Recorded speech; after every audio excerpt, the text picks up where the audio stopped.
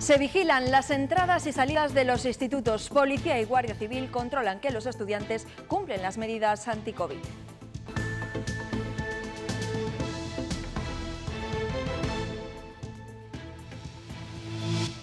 Patrullas como esta supervisan en los alrededores de los centros que se está utilizando la mascarilla de forma correcta. Su labor es sobre todo informativa, pero pueden llegar a multar.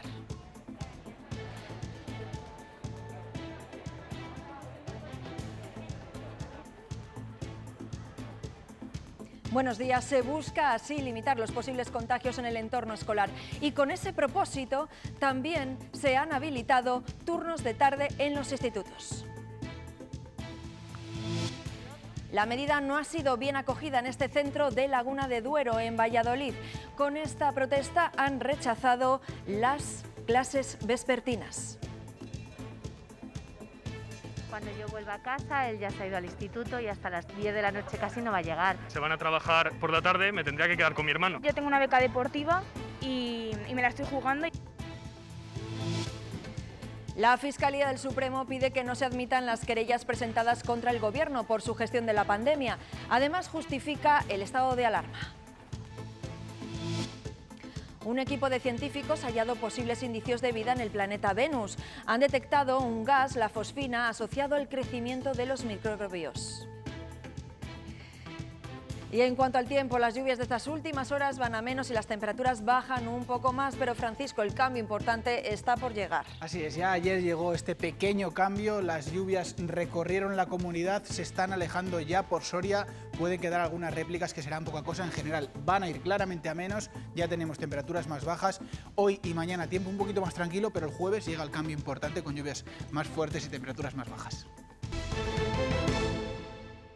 Se han habilitado turnos de tarde en algunos institutos de la comunidad como forma de evitar los contagios de coronavirus, pero la medida choca con los hábitos de los alumnos y sus familias. En Laguna de Duero, en el Instituto María Moliner, han organizado una protesta para pedir que las clases vuelvan a las mañanas.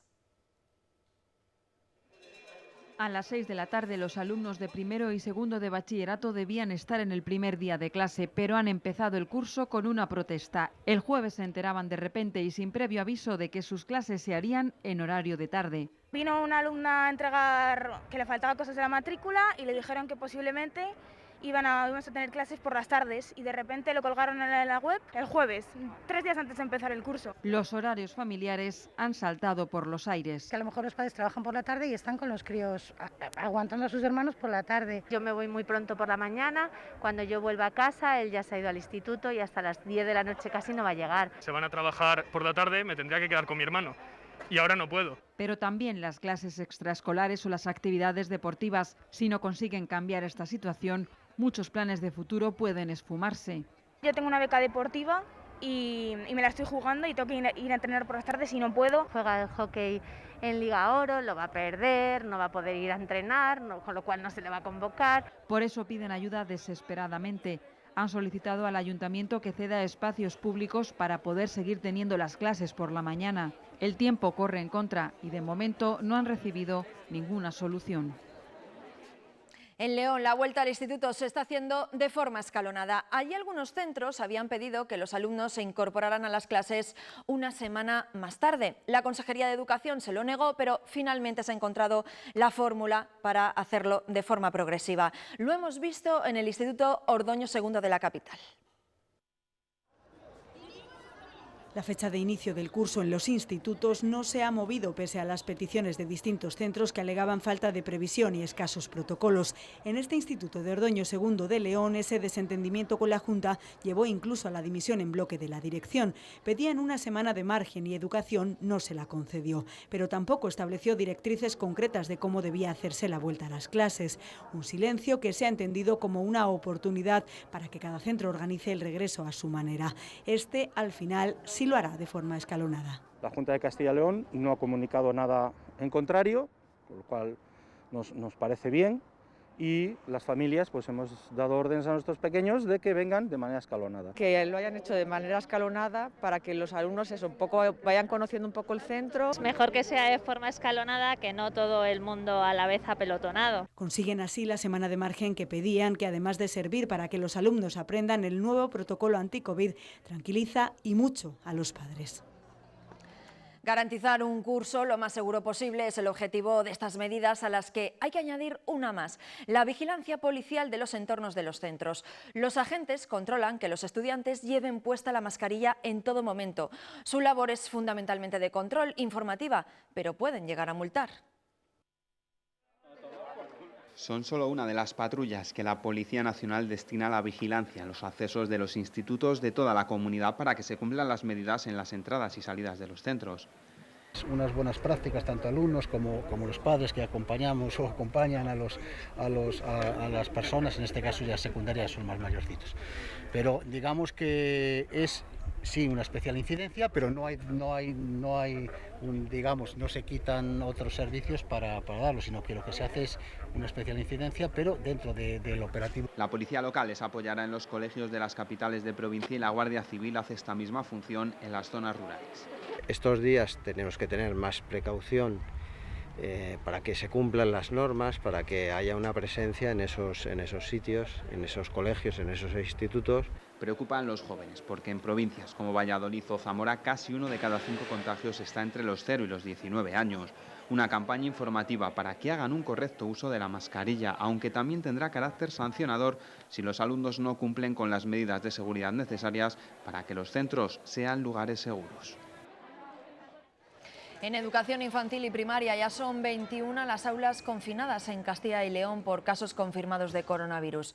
En cada una de esas clases ha habido un alumno positivo, pero los protocolos obligan a que los compañeros respeten una cuarentena hasta que se confirme por pruebas PCR que presentan resultados negativos. En toda España son más de 200 los colegios que han registrado incidencias por casos de COVID-19 desde el inicio del curso. Bueno, pues vamos a los casos concretos. En Soria, por ejemplo, una clase de infantil del Colegio Santa Teresa de Jesús permanece cerrada por un positivo de una niña de 3 años. En este centro también hay otro niño contagiado en segundo de primaria, pero al ser un aula con medidas como la mascarilla y la distancia, no ha sido necesario clausurarla. Desde la dirección del centro apelan a la responsabilidad de los padres fuera del centro. El colegio en su protocolo tiene controlado todo, tiene controlado espacios, tiene controlado salidas, direcciones, todo. Pero claro, yo cuando están ahí jugando aquí al lado, tú lo puedes observar ahora mismo, yo ya no puedo controlar. Hemos insistido mucho a las familias en su responsabilidad. En Castilla y León se han sumado otros 566 positivos, un leve descenso con respecto al fin de semana. La cifra de fallecidos aumenta en 14 personas y el dato más preocupante es el de brotes activos, 213, la peor cifra precisamente desde el final del estado de alarma.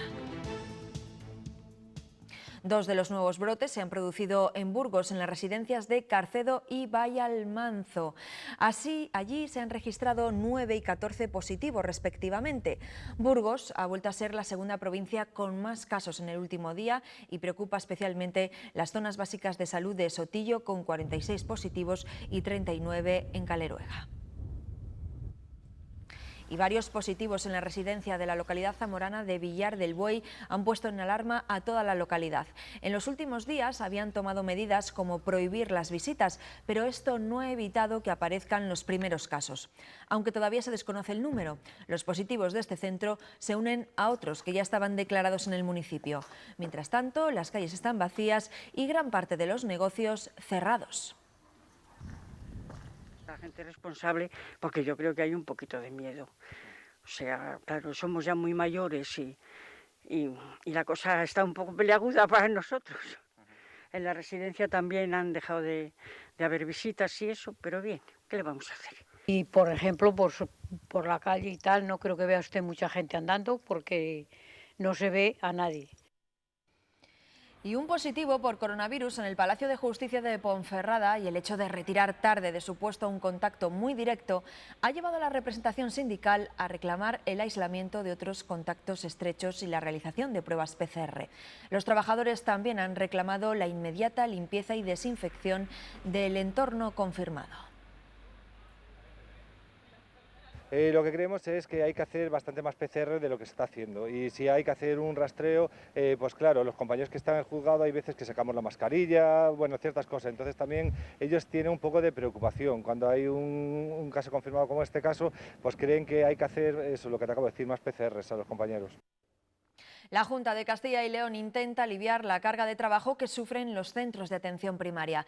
La consejera de Sanidad, Verónica Casado, ha anunciado que se va a comunicar con un mensaje SMS el resultado de las pruebas PCR que den negativo. Hemos tomado la decisión de todas las PCRs el resultado va a llegar por SMS a la persona que es negativa. ¿Por qué? Porque queremos ir quitando carga. Vamos a intentar contratar a muchos más rastreadores, contratar a auxiliares administrativos que llevamos contratados 7.000. Las bolsas de médicos y de enfermeras están a cero. Es decir, hemos contratado todo lo que era contratable. Vamos ya con los datos de coronavirus de nuestro país. Otro fin de semana por encima de los 27.000 casos de COVID-19. En cuanto a los fallecidos, superan la centena desde el viernes y la cifra total ya está muy próxima a los 30.000.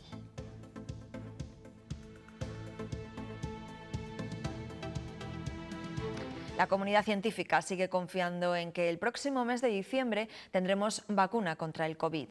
Nos lo ha confirmado Adolfo García Sastre, virólogo burgalés del Hospital Monte Sinaí de Nueva York. Trabaja junto a su equipo en las medidas preventivas y en un medicamento eficaz para los pacientes contagiados. La esperanza está puesta en la vacuna. La primera llegará a finales de año, pero no para todos, solo para los más vulnerables. Serán 2 dosis. Se necesita por lo menos 2 meses desde que estás vacunado hasta que adquieres inmunidad. Llegarán vacunas tempranas y otras más eficientes. El virólogo burgalés también trabaja desde Nueva York para conseguir la inmunización contra el virus. Su objetivo es que se fabriquen más dosis. Que se sabe hasta cuánto de efectivas van a ser las vacunas primeras que entren, y a lo mejor es posible mejorarlas con otras vacunas que vienen más tarde, no solo con respecto a efectividad, sino con respecto a duración de inmunidad. Investigan también un antiviral, un medicamento con el que curar al enfermo. Mejor de los que hay ahora, como Remdesivir o dexametasona o el plasma de los inmunizados, y que puedan ser más fáciles de administrar a la gente. Hasta entonces, diagnóstico, rastreo y responsabilidad social son las únicas soluciones para parar los contagios. Hay mucha gente que sigue yendo a sitios cerrados donde hay unas reuniones grandes, donde hay mucho número de contactos sin tener ninguna medida de prevenir los posibles contagios. 9 laboratorios de todo el mundo aceleran en la recta final de la carrera por la primera vacuna. En España la mayoría de los proyectos vacunales se encuentra en fase 1, una fase que busca evaluar la seguridad y una dosis adecuada. El ensayo que comienza esta semana en Cantabria y en Madrid está en fase 2 y es el primero autorizado. En la fase 2 lo que se hace en este ensayo, que es evaluar distintas pautas y dosis que ya sabemos que son seguras, hacer una aproximación a la eficacia. En la fase 3 se involucra a más voluntarios y se busca una definición más precisa de los posibles efectos adversos. En cambio, en la fase 3 lo que se busca es vacunar miles de voluntarios para evaluar la eficacia en condiciones reales y ver si aquellos pacientes que están vacunados desarrollan en un menor porcentaje la enfermedad que aquellos que han recibido placebo. Estos ensayos son imprescindibles para garantizar la calidad, seguridad y eficacia de las vacunas. Es señal indicativa de que España tiene peso en el mundo de la vacunología, y esto es así fundamentalmente porque las políticas vacunales en nuestro país son muy sólidas, son muy rigurosas. En la actualidad hay 10 proyectos vacunales en España. Se espera que a finales de año alguno entre en fase clínica. En Cataluña se han registrado 4 casos de pacientes que ya habían superado la COVID y han vuelto a dar positivo. Uno de los reinfectados es un médico que ha tenido que ser ingresado en la UCI. El resto de casos son infecciones de carácter leve. El Ministerio de Sanidad sigue su evolución y destaca la excepcionalidad de las reinfecciones. Desde el Ministerio nuestros técnicos están en contacto, están siguiendo y aplicando protocolos, ¿no?, para ver si efectivamente se podría tratar de esta situación, que no deja de ser una situación bastante excepcional, ¿no?, como hemos visto a nivel mundial.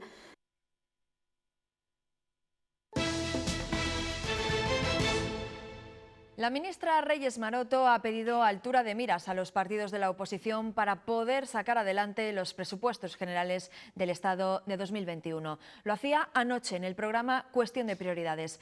Maroto calificó estas cuentas de imprescindibles para hacer frente a la crisis del COVID. También defendió la fortaleza del gobierno de coalición, aunque reconoció que hay tensiones.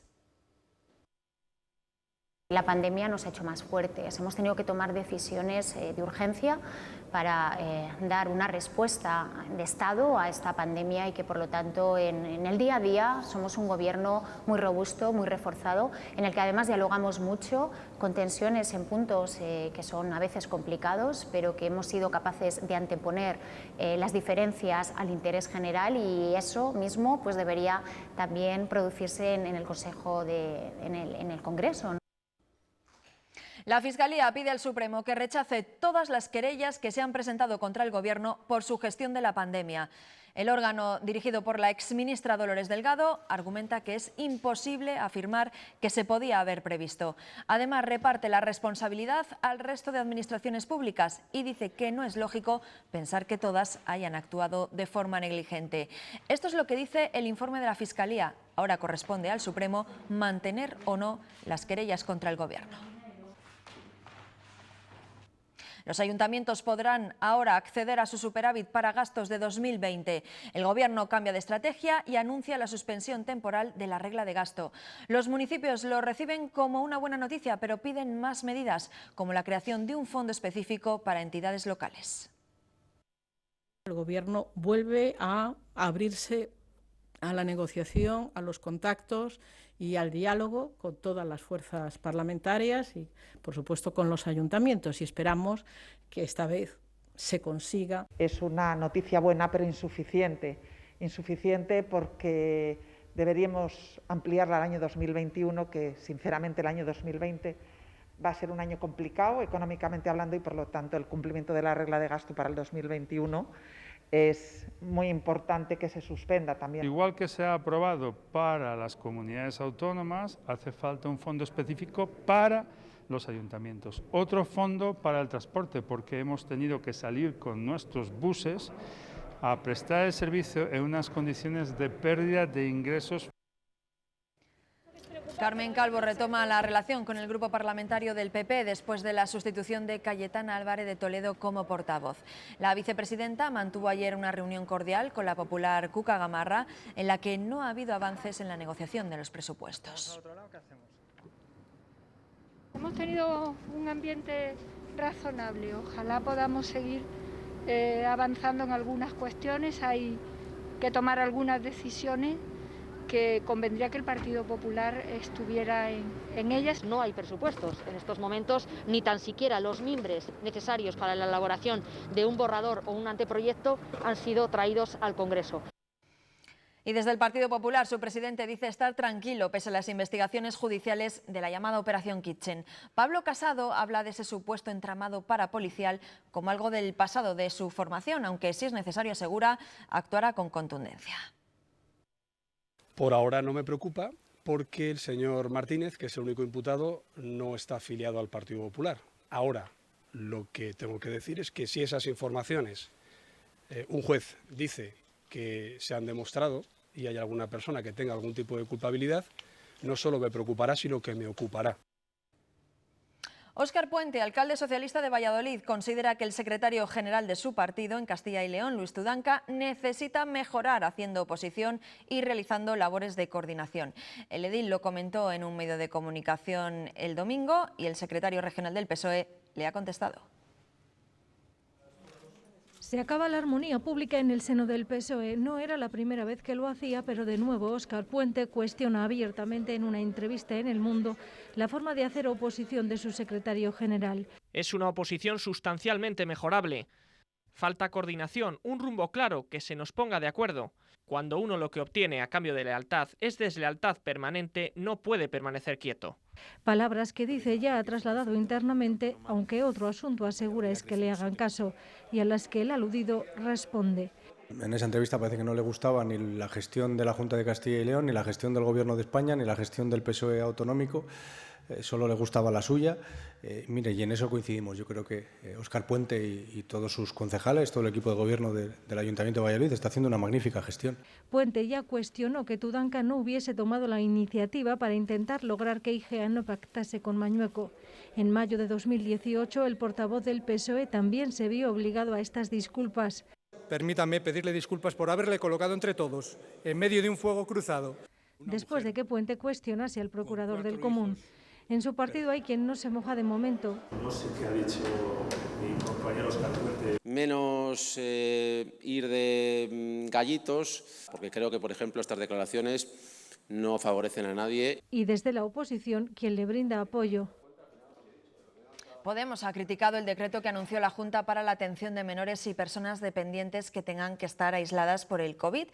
Creen que se pretende vender humo, que en la práctica no va a solucionar el problema porque, entre otras cuestiones, no es un decreto lo suficientemente progresivo al colocar en la misma situación a familias desde 12.000 hasta 40.000 euros de renta. Se ha pergeñado sin contar con los actores fundamentales como son los ayuntamientos y las diputaciones, que es un decreto que a día de hoy no tiene una cuantía económica específica y que es un decreto que, como he expuesto en mi alocución, arroja muchas más sombras que luces. Pasó ya con los ERTEs y muy mucho nos tememos que ahora va a suceder lo mismo. Castilla y León todavía no ha dado luz verde a las ayudas para adquirir vehículos eléctricos. El plazo finaliza esta semana y solo 5 comunidades han puesto en marcha el Plan MOVES. Tampoco acaba de arrancar el Plan Renove. Las ayudas para renovar el parque automovilístico siguen sin llegar a los bolsillos de los compradores. Aprobado en junio, el Plan MOVES para vehículos eléctricos solo se ha puesto en marcha en 5 comunidades autónomas cuando quedan 3 días para que acabe el plazo para convocar las ayudas. Castilla y León cuenta con una dotación de más de 5 millones de euros, pero no las tendrá listas antes del viernes. La Junta alega que el decreto lo permite porque hay una parte destinada a infraestructuras y renovación de flota de la Administración. El retraso, asegura el Gobierno regional, no supondrá perjuicio para el comprador porque la norma ya le da ese derecho. El incentivo asciende hasta un máximo de 5.500 euros. También se retrasa el Plan Renove para vehículos de combustión. El complejo sistema para solicitarlo no llegará hasta octubre, un mes más tarde de lo previsto, como lo anuncia la web del Ministerio de Industria. Si sumamos los plazos de tramitación, el pago no llegará hasta el año que viene. Desde los concesionarios lamentan que no está siendo suficiente reclamo como sí lo fue el Plan PIBE. Tan solo funcionó durante el mes de julio. Preocupa el dinero que va a recibir de Europa el campo de Castilla y León. Podrían perderse 425 millones de los fondos FEDER que, entre otras cosas, se dedican a la incorporación de los jóvenes al campo o a la modernización agraria. En plena recuperación económica, Bruselas quiere reducir el 10% esas ayudas para el desarrollo rural. La Junta ha insistido al ministro para que pelee por mantener la financiación. Ascienden a 35 la cifra de víctimas mortales de la oleada de incendios forestales de Estados Unidos. Allí se siguen tratando de extinguir más de 50 incendios en los estados de Oregón, Washington y California. Es la devastación que ha dejado el fuego en varios condados de Oregón. Estados Unidos continúa luchando contra los 53 incendios forestales en ese estado, en Washington y en California. Han muerto al menos 35 personas y 22 están desaparecidas. It'll start getting cooler. You just watch. Se va a enfriar, ya lo verá. Han sido las palabras de Donald Trump al gobernador de California en una visita para supervisar la lucha contra el fuego. El presidente de Estados Unidos vuelve a negar así el cambio climático, al que se atribuye la oleada de incendios que sufre la costa oeste. Además, Trump dice que no cree que la ciencia sepa nada y afirma que el fuego ha comenzado por una mala gestión de las autoridades locales por no limpiar los bosques. El Parlamento británico respalda el nuevo órdago de Boris Johnson a Bruselas. La Cámara de los Comunes ha aprobado el proyecto de ley con el que el primer ministro de Reino Unido quiere cambiar unilateralmente lo pactado para el Brexit. La norma está generando oposición en su propio partido y la Unión Europea le advierte de que si sigue así no habrá ningún acuerdo comercial con su país. ¿Qué tal? Muy buenos días. Ayer ya tuvimos el primer cambio en el tiempo, bajaron las temperaturas, además tuvimos lluvias, recorrieron la comunidad de oeste a este, dejando algunas precipitaciones, han sido tormentosas incluso durante la noche y hoy esas lluvias van a ir a menos, pueden quedar algunas réplicas a primeras horas en zonas de Soria, también en puntos del oeste, pero en general van a menos, van a ir bajando los termómetros, vemos ya máximas por debajo de los 30 grados, el cambio importante llegará el jueves cuando las lluvias serán más fuertes y las temperaturas serán otoñales. Gracias, Francisco. Un grupo de astrónomos ha detectado indicios de vida en Venus. A pesar de la elevada presión y los gases tóxicos de su atmósfera, el estudio explica que podría haber presencia de microbios en las nubes del planeta más cercano a la Tierra.